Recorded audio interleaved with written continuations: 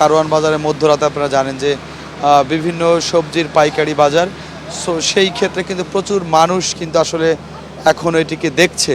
আপনারা দেখতেই পাচ্ছেন যে চারপাশে মানুষ কিন্তু দেখছে এবং ফায়ার সার্ভিসের কয়টি ইউনিট কাজ করছে এখনও সেটি কিন্তু এখনও আমরা জানতে পারিনি।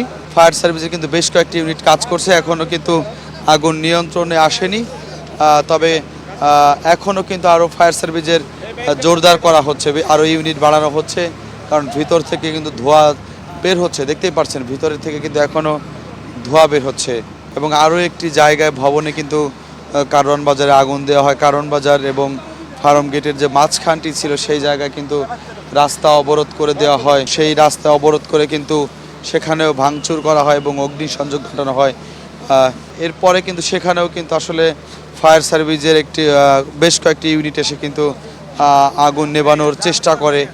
এরপরে কিন্তু আসলে এই প্রথম আলোর যে ভবনটি রয়েছে সেই ভবনের সামনে কিন্তু প্রথম দিক বা মাঝখানেও কিন্তু ফায়ার সার্ভিসের কোনো ইউনিট কিন্তু ঢুকতে পারেনি। সেটি কিন্তু আপনাদেরকে আমরা দেখানোর চেষ্টা করেছিলাম যে রাস্তার মাঝখান থেকেই যে ফায়ার সার্ভিসের ইউনিটকে কিন্তু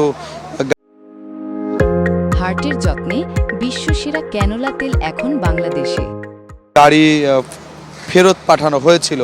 অবশেষে কঠোর নিরাপত্তা দেখতেই পাচ্ছেন, সেনাবাহিনী এবং বিজিবির কঠোর নিরাপত্তার মাধ্যমে কিন্তু আসলে অগ্নি সংযোগ যে নির্বাপনের কাজ চলছে, এখনও কিন্তু আগুন নিয়ন্ত্রণের কাজ চলছে। দেখতেই পাচ্ছেন ফায়ার সার্ভিসের কয়টি ইউনিট কাজ করছে সেটি কিন্তু আসলে এখনও জানানো সম্ভব নয়। দেখতেই পাচ্ছেন এখনও ভিতর থেকে ধোঁয়া বের হচ্ছে এবং আগুনেরও যে আলো সেটিও কিন্তু আসলে দেখা যাচ্ছে। এই কারণেই কিন্তু ফায়ার সার্ভিসের ইউনিট আরও বাড়ানো হয়েছে।